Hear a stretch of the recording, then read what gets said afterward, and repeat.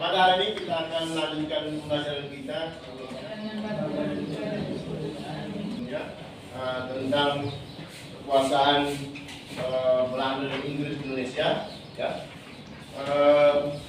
Pada kesempatan ini kalian akan membuat proyek. Ya. Proyeknya itu berupa makalah, sehingga masing-masing kelompok akan membuat makalah. Makalahnya itu dengan tema dua. Yang pertama itu Raffles, pemerintah Raffles Indonesia, itu terkait dengan London System. Kemudian yang berikutnya itu tentang pemerintah Denders. Ya. Nanti sebentar Pak bagikan LKPD untuk kalian kerjakan, menyusun rencana proyek. Ya. Untuk laporan 1, proyek ini nanti kalian kerjakan di luar jam pembelajaran, di luar sekolah ya. Waktunya itu 1 minggu. Setelah itu nanti minggu depan kita akan lanjutkan dengan presentasi kelompok, presentasi kelompok ya. Jadi silakan melihat LKPD yang sudah terbagikan. Nanti sebentar, sebelum kita masuk ke sana, Pak akan menyampaikan tujuan pembelajaran yang akan kita capai pada hari ini. Ya. Bisa dilihat ke depan. Yang pertama itu peserta didik mampu menganalisis kebijakan yang dilakukan Denders di Indonesia dengan benar.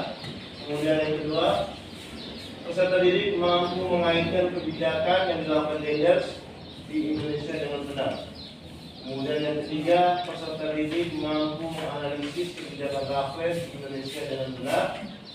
Yang keempat, peserta didik mampu menganalisis dampak dari berbagai kebijakan penjajah yang berpengaruh terhadap bangsa Indonesia dengan benar. Kemudian yang kelima, peserta didik mampu membuat proyek makalah tentang dampak penjajahan yang dilakukan Denders dan Raffles terhadap bangsa Indonesia dengan benar.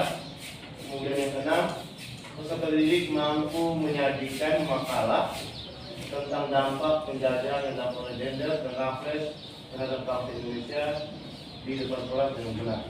Jadi itu tujuan pembelajaran yang akan kita capai pada kesempatan hari ini. Ya. Silakan kalian perhatikan gambar di depan. Ini gambar pertama. Ini gambar yang kedua. Ini gambar yang ketiga. Ini gambar yang keempat.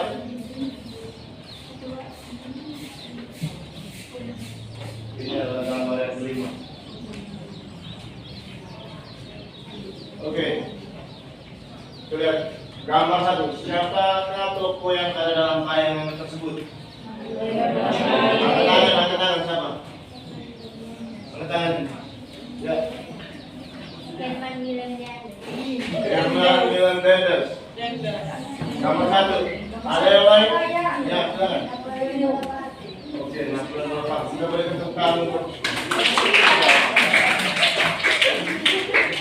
Kemudian, apa peran tokoh ini terhadap pembentukan Republik Batak di Indonesia? Apa peranan daripada Nasional Demokrasi dalam pembentukan Republik Batak? Ada yang tahu? Apa peranannya? Ya, Joshua. Ada yang lain? Silakan. Ada yang tahu peranan Nasional Demokrasi dalam pembentukan Republik Batak di Indonesia?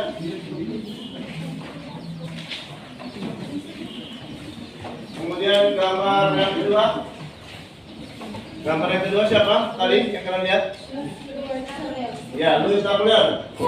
Bagaimana peran Louis Napoleon terhadap perkembangan kolonialisme di Indonesia? Ada yang tahu?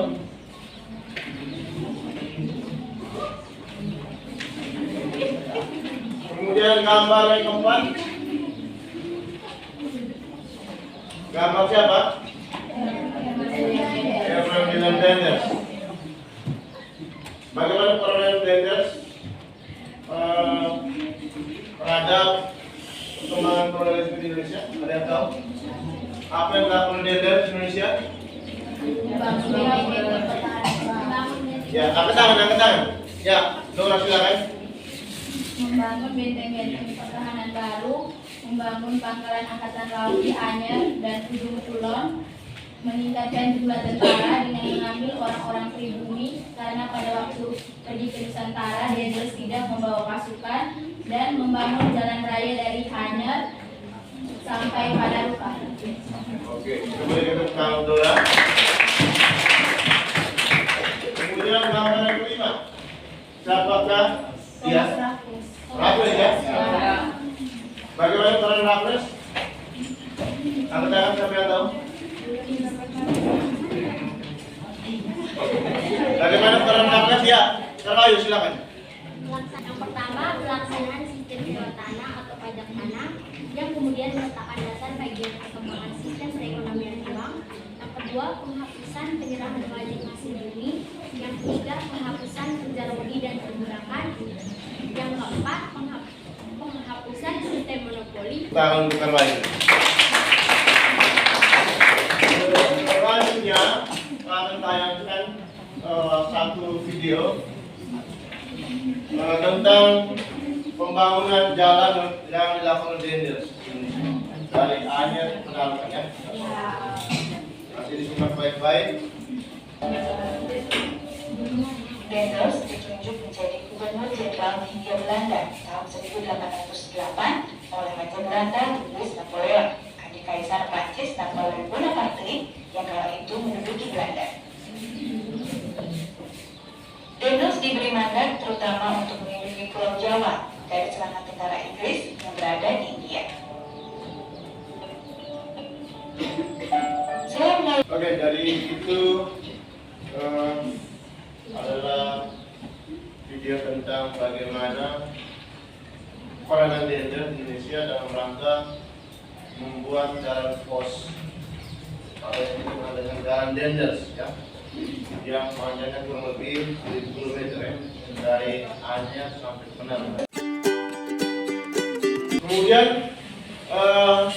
kebijakan Daenders selama di Indonesia itu kita lihat yang pertama di bidang birokrasi dan pemerintahan ya, membatasi pengaruh kekuasaan kerajaan tradisional di Indonesia. Kemudian yang kedua, menjadi pusat pemerintahan atau pusat pemerintahan dipindahkan ke pedalaman. Yang ketiga, Dewan Hindia Belanda sebagai Dewan Legislatif mendampingi Gubernur Jenderal dibubarkan dan diganti dengan Dewan Penasehat. Kemudian yang keempat, para bupati dijadikan sebagai pegawai pemerintah Belanda dan mereka itu diganti. Kemudian yang yang kelima, Pulau Jawa dibagi menjadi 9 presiden, menjadi 31 kabupaten ya.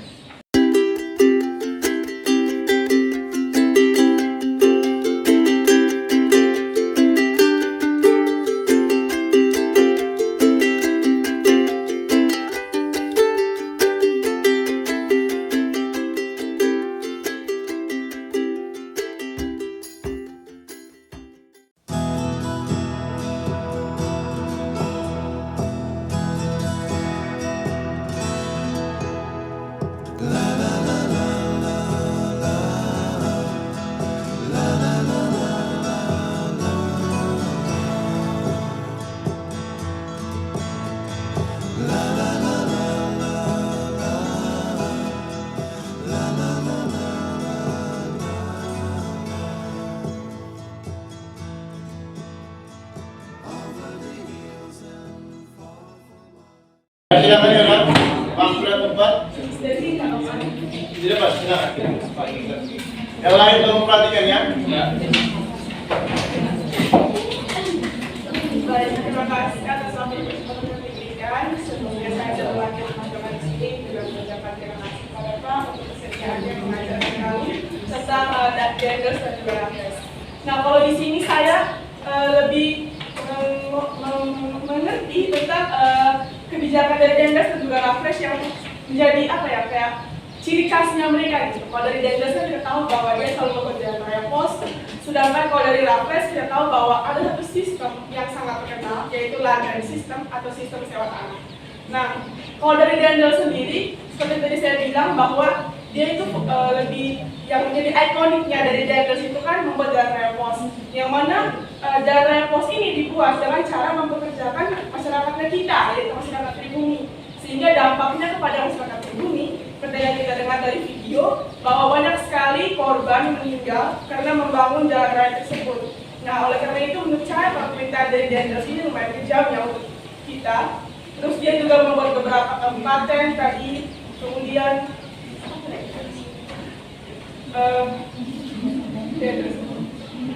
dia juga menambah jumlah tentara dari 3.000 orang menjadi 20.000 orang.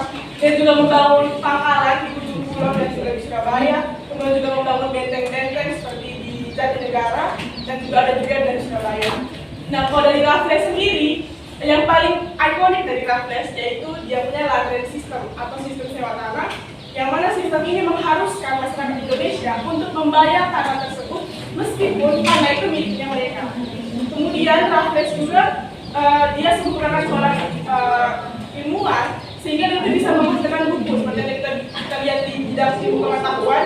Dia membuat buku tentang history of Java dan dia juga membuat 18 untuk kita punya pembagian wilayah. Kalau saya tidak salah, KSDN itu seperti kayak kabupaten gitu. Atau kayak intinya KSDN membagi wilayah sendiri. Dan juga salah satu hal yang lain yang menurut saya menarik di bagian pemerintahan raffles itu ketika pada pemerintahan raffles kita bisa menemukan raffles Arnoldi yang mana saat ini menjadi ikoniknya bangsa Indonesia. Dan yang terakhir kita juga bisa masih menyaksikan kebun raya Bogor yang mana kebun raya Bogor ini juga dirintis dari zaman pemerintahannya raffles. Mungkin saja saya simpulkan untuk hari ini. Terima kasih. Oke, kita berikan kesimpulan dari materi yang sudah kita pelajari. Pak tambahkan sedikit terkait dengan apa yang sudah disampaikan oleh kita. Jadi kebijakan